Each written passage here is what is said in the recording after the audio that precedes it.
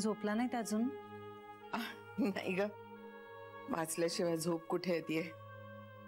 नाही राहू दे, मम्मी नंतर येते. नाही बस ना ग, बस.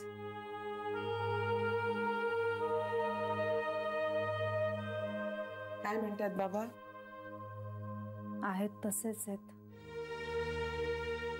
या वयात बदलणं अवघडच असतं बघ. त्याचंच तर टेन्शन आलंय ना मला आईची. टेन्शन घेऊन प्रश्न सुटत नाहीत बाळा. हो, तेही खरंच आहे म्हणा. काढूया काहीतरी मार्ग.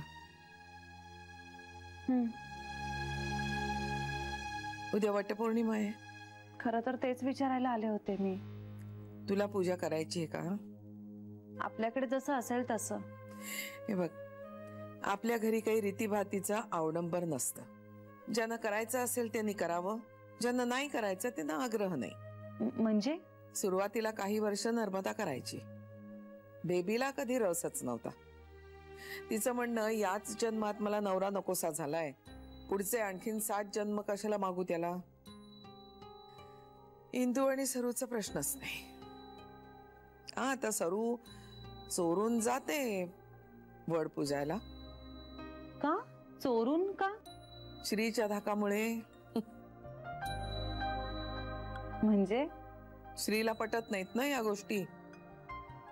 त्याचं म्हणणं, वड पूजण्यापेक्षा वडाची झाडं लावा, त्यांनी जास्त फायदा होईल. तेही खरंच आहे. आमच्या लहानपणी ना, अगदी लग्न झाल्यानंतर सुद्धा खूप वडाची झाडं दिसायची. ही एवढी मोठी, 2 माणसांनी मिठी मारली तरी हातात मावायची नाहीत. सुंदर दिसतं नाही वडाचं झाड, असं डेरेदार, पारंब्याच पारंब्या. श्री म्हणतो आता तसं राहिलं नाहीये. सगळी वडाची झाडं तोडली गेली आहेत, दिसतच नाहीत हल्ली.